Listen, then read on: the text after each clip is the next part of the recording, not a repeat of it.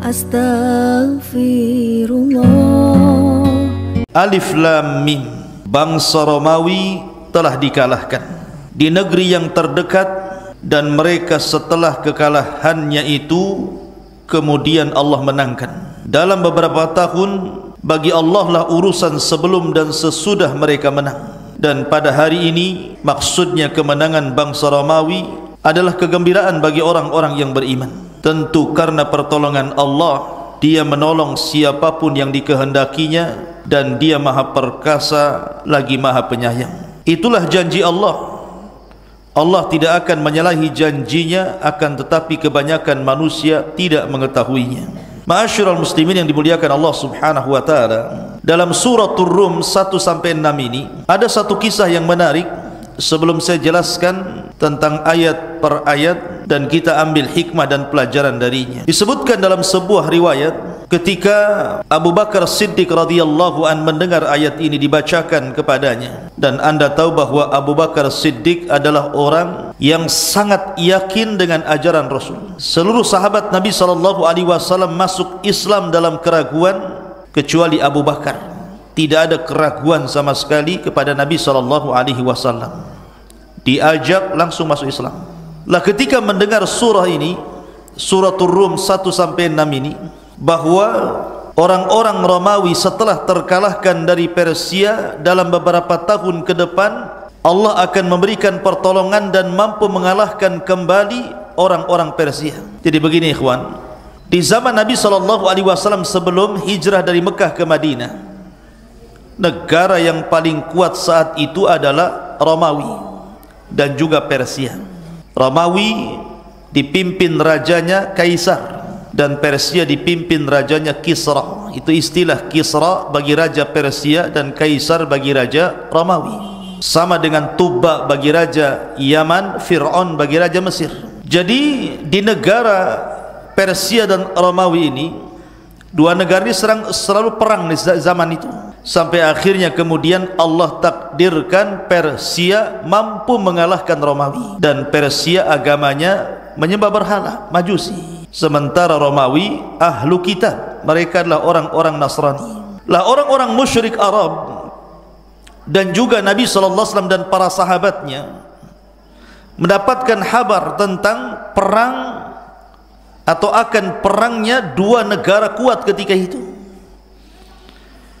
Lah orang-orang Arab musyrik itu cenderung mendukung orang-orang Persia, tetapi Rasul dan para sahabat cenderung mendukung orang-orang Romawi. Kenapa? Karena orang-orang musyrik Arab mereka menyembah berhala, satu madhab dengan orang Persia yang menyembah berhala juga. Tetapi Nabi SAW dan juga para sahabatnya, mereka adalah muwahhidin, ahli tauhid, tentu akan mendukung agama yang lebih mendekati kebenaran. Karena Nasrani itu diturunkan kitab kepada mereka dan punya nabi, sementara orang-orang Persia tidak. Lah ketika mendengar kemudian kedua negara ini perang, rupanya Allah takdirkan orang-orang Romawi kalah. Siapa yang senang di sini? Orang-orang musyrik senang. Sehingga dengan bangganya orang-orang musyrik mengatakan kepada orang-orang yang beriman, yang ketika itu mereka berkata kepada Abu Bakar Siddiq radhiyallahu anhu dan mengatakan, lihat sahabat-sahabat kami yang satu madhab dengan kami, Persia mampu mengalahkan negara yang kalian dukung, Romawi, katanya. Maknanya bahwa kebenaran ada di pihak kami. Lah sebentar lagi kami pun akan menghabisi kalian.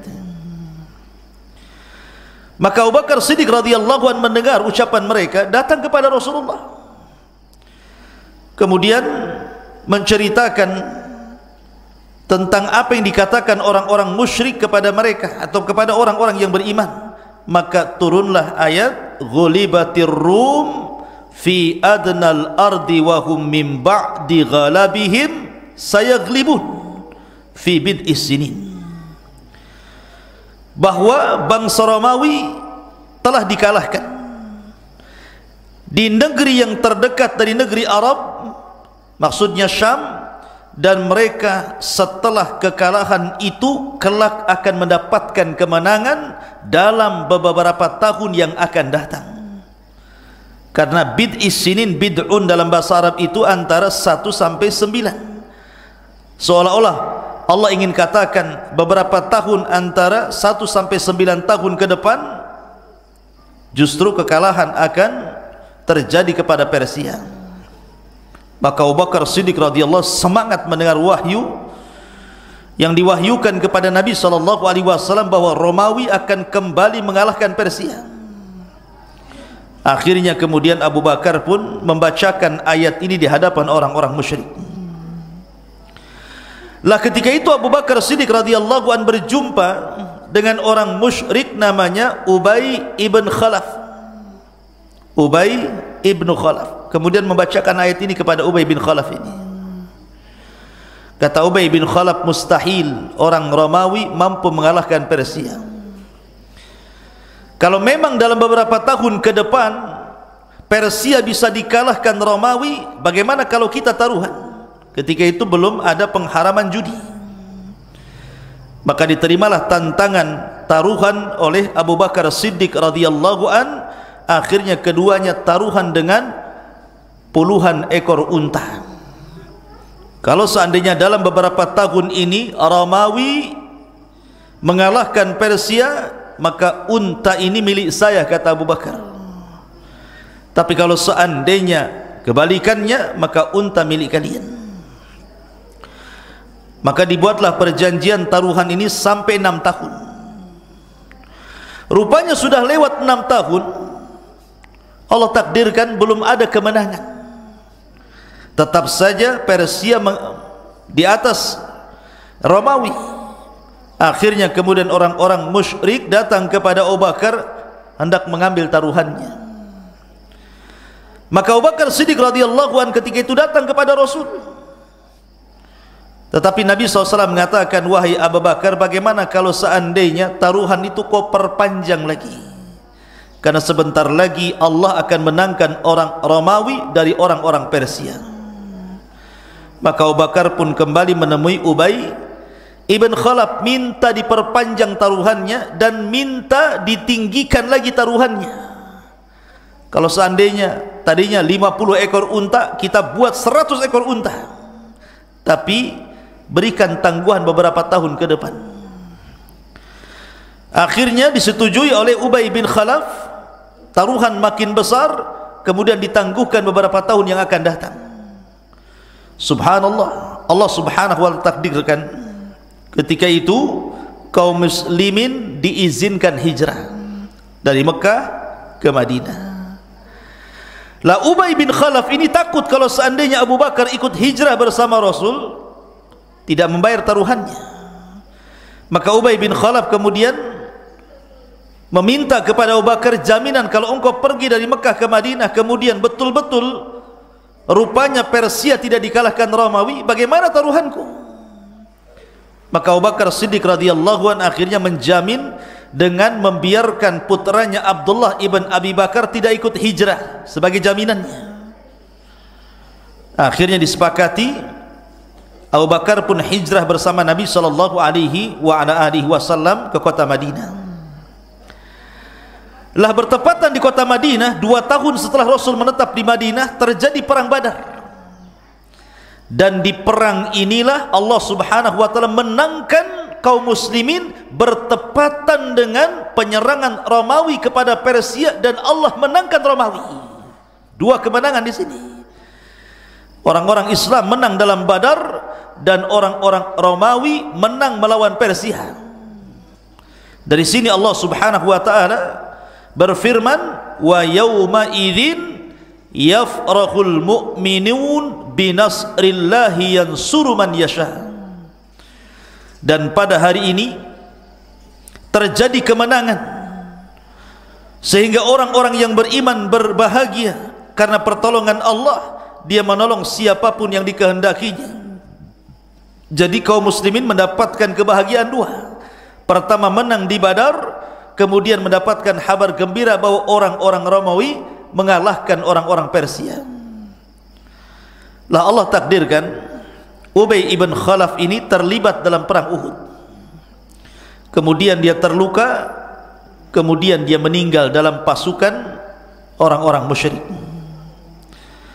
Akhirnya Nabi SAW memerintahkan Abu Bakar untuk mengambil taruhan Ubay bin Khalaf dari harta warisannya. Diambillah kemudian taruhan itu oleh Abu Bakar Siddiq radhiyallahu an, dan Nabi SAW mengatakan bersedekahlah dengan taruhan itu. Baru setelah itu turun ayat tentang haramnya perjudian. Tidak boleh lagi setelah peristiwa ini. Ma'asyiral muslimin yang dimuliakan Allah Azza wa Jalla, itu cerita yang berkaitan dengan surah Rum ini. Pertanyaannya ikhwatu fiddin, dalam Al-Quran kenapa Allah subhanahu wa ta'ala memberi nama surat itu dengan surah Rum, surat Romawi? Rum kan suratul Rum. Siapa Rum ini sebenarnya? Dan kenapa pula Allah subhanahu wa ta'ala memberi nama surat itu dengan suratul Rum? Ma'asyiral muslimin yang dimuliakan Allah Azza wa Jalla, pertama kita akan kenal dulu siapa Rum itu, siapa bangsa Romawi itu. Ibrahim alaihi salatu wassalam memiliki banyak anak, yang paling masyhur dua. Satu Ismail dari keturunan Hajar, dan dua Ishak dari keturunan Sarah. Dari Ishak inilah lahir dua putra. Satu Ya'qub ibn Ishak, yang kemudian dikenal dengan Israel, dan turunannya disebut Bani Israel. Kemudian yang kedua, Nabi Ya'qub juga punya putra namanya Ish ibn Ya'qub.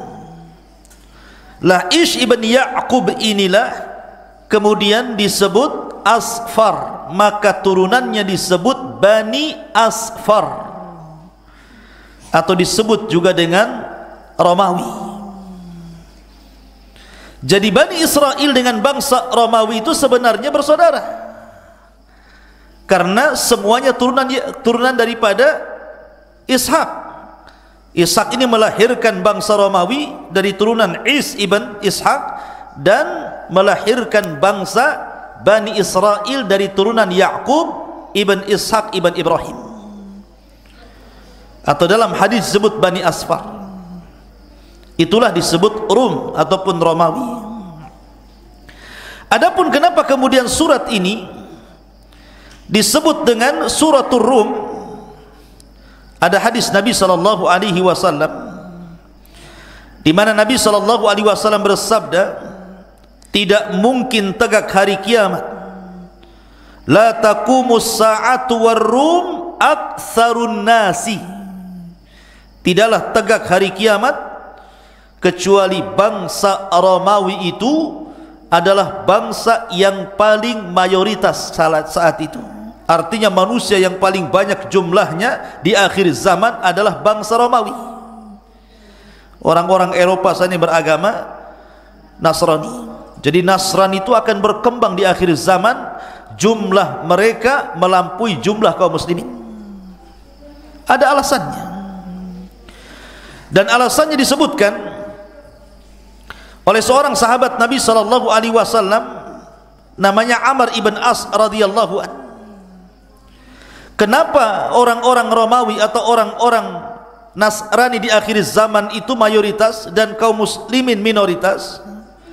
Karena mereka memiliki 4 akhlak, kemudian ditambah menjadi 5 akhlak, kata Amr bin As. Pertama, innahum la ahlamun nasi indal fitnah. Mereka orang yang paling lembut ketika menghadapi fitnah. Mereka tidak mudah tergoyahkan dengan fitnah. Yang kedua, wa asra'uhum ifaqatan ba'da musibah. Mereka lebih cepat untuk kembali setelah mendapatkan musibah. Pamannya kena tsunami, kena gempa, mereka tidak berlarut-larut dalam kesedihan. Mereka langsung kemudian bangkit kembali untuk menempuh hidup yang akan datang. Mereka tidak lama-lama. Tidak dipikirkan terus rumah yang hancur, ini yang hancur, tidak. Mereka cepat bangkit. Kemudian yang ketiga, wa ausyakuhum qurratan ba'da farrah. Mereka kalau kalah perang, mereka langsung menyusun kekuatan untuk menyerang balik.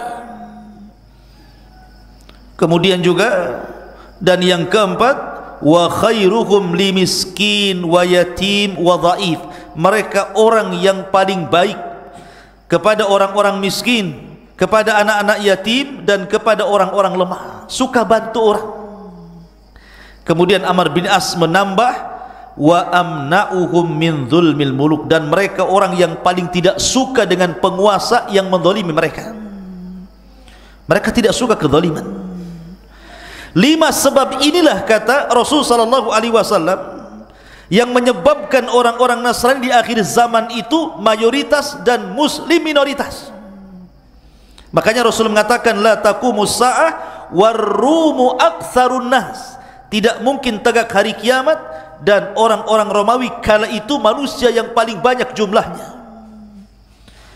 Lah karena di akhir zaman manusia yang paling banyak jumlahnya adalah dari bangsa Romawi, orang-orang Nasrani, makanya ini pula yang menyebabkan surat ini disebut suratul Rum.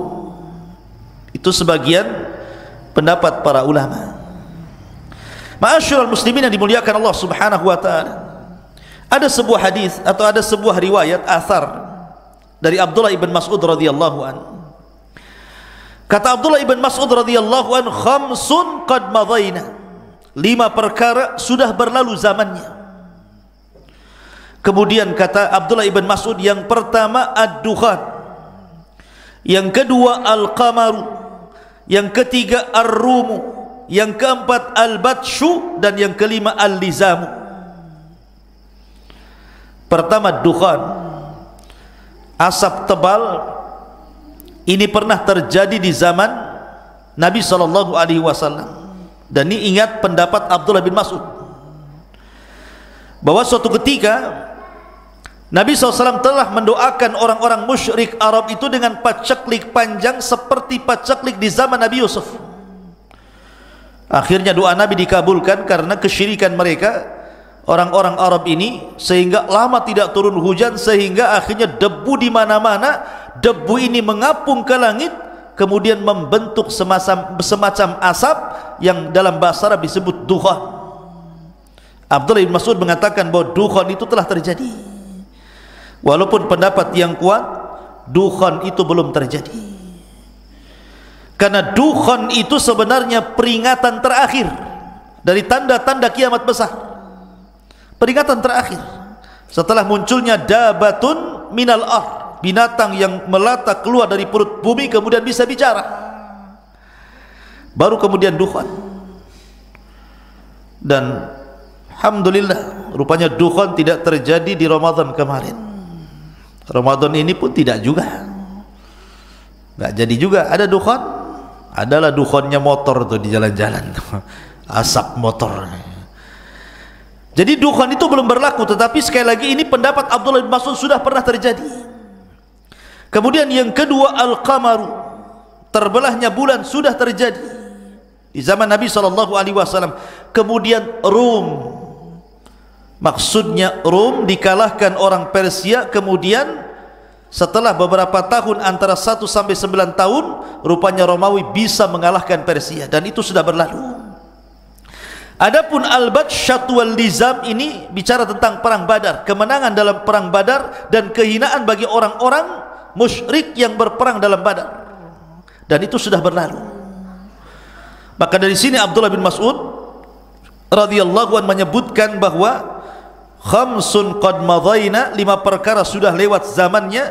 Salah satunya beliau menyebutkan Rum, bangsa Romawi, maksudnya kekalahan Persia di tangan Romawi, dan itulah Allah Subhanahu wa taala berkehendak seperti itu.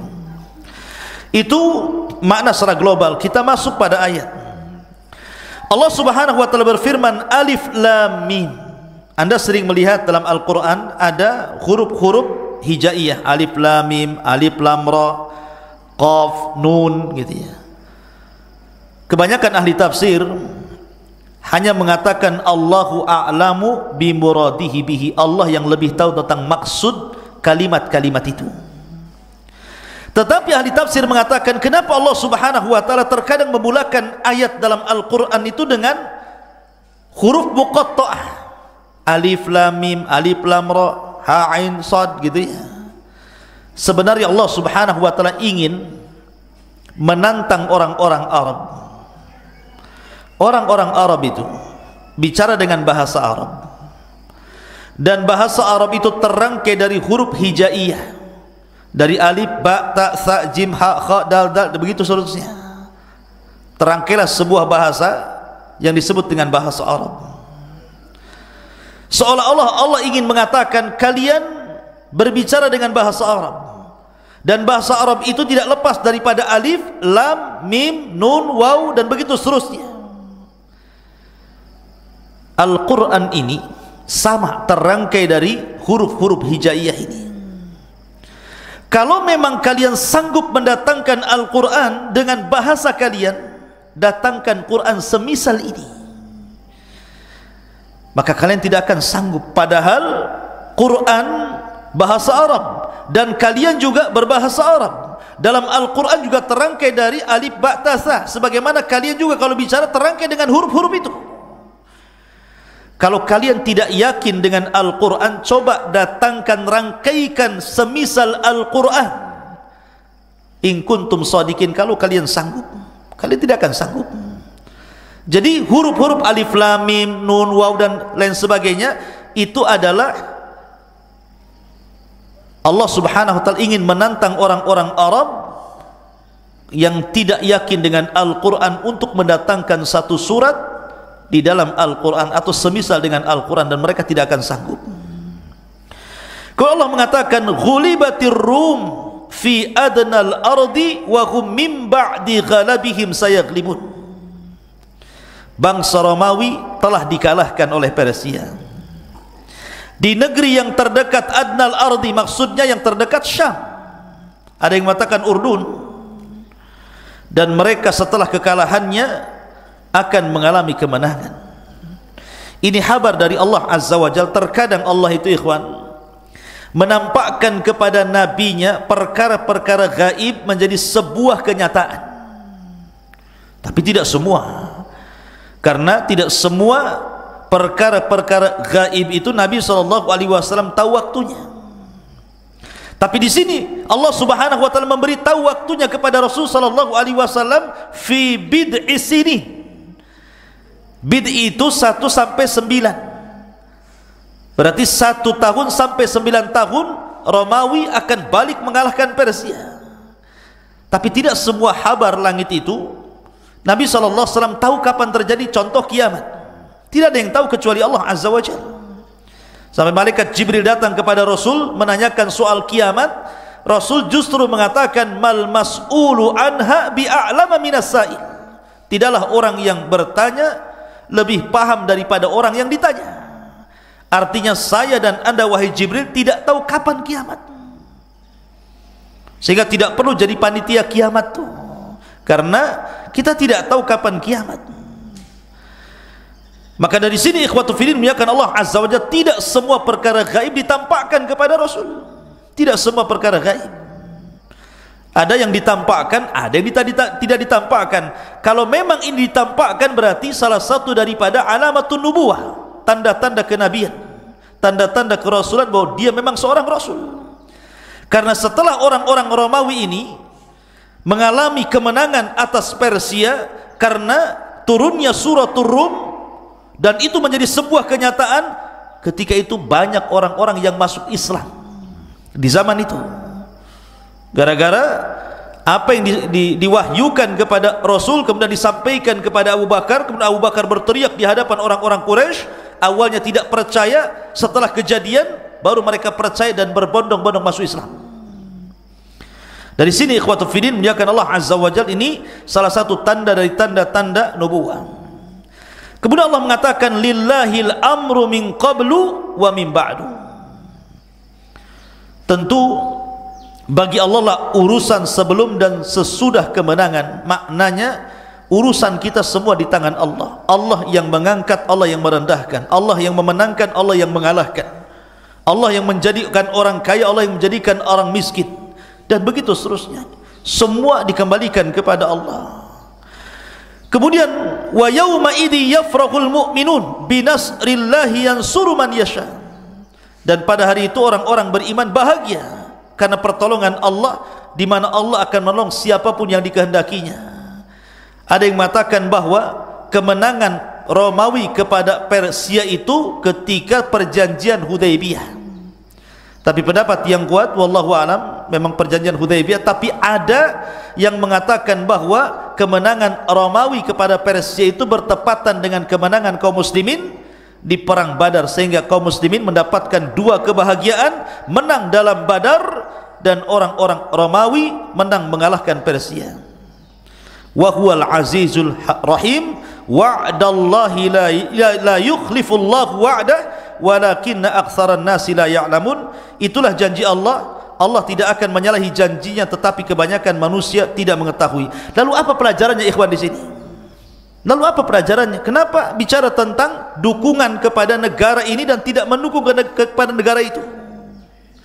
Begini ikhwan, kalau saya contohkan, di dunia ini ada bangsa Cina, ada Amerika.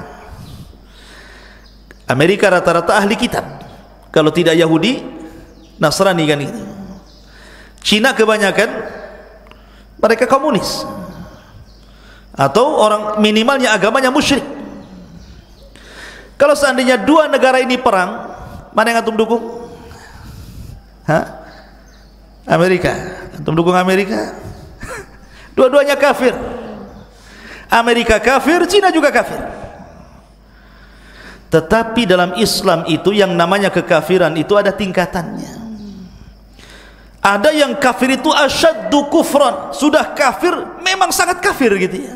Dia sudah kafir ditambah-tambah dengan kekafiran, menyembah berhala. Kafir di atas kafir namanya. Tapi ada orang kafir tidak sekafir si kafir itu maksudnya. Kita katakan seperti orang Romawi, orang kafir. Persia juga kafir kan gitu ya. Tapi kenapa Nabi SAW dan para sahabatnya mendukung orang-orang Romawi dan tidak mendukung orang Persia? Kita ini mendukung Real Madrid atau Argentina gitu. Bukan, ini bukan bola-bolaan ini. Ini kalau seandainya terjadi di dunia ini, ahli kitab melawan orang-orang musyrik, maka siapa yang paling dekat dengan Islam coba? Mereka yang memiliki kitab, yang diutus kepada mereka Rasul. Walaupun mereka menyimpang, karena bagaimanapun Nasrani di zaman dulu lain dengan Nasrani di zaman sekarang, sama dengan Yahudi di zaman dulu lain dengan Yahudi di zaman sekarang.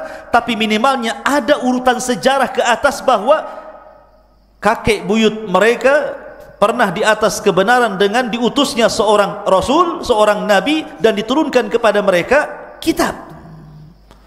Berbeda dengan orang-orang Majusi yang tidak ada Nabi, tidak ada kitab, mereka menyembah berhala, menyembah api dan yang semacamnya. Nah, jadi di sini faedahnya di situ bahwa kekafiran itu bertingkat-tingkat, tidak semua sama, walaupun al-kufru millatun wahid. Kekufuran itu satu agama, tetapi sebenarnya ada tingkatan-tingkatan di sini.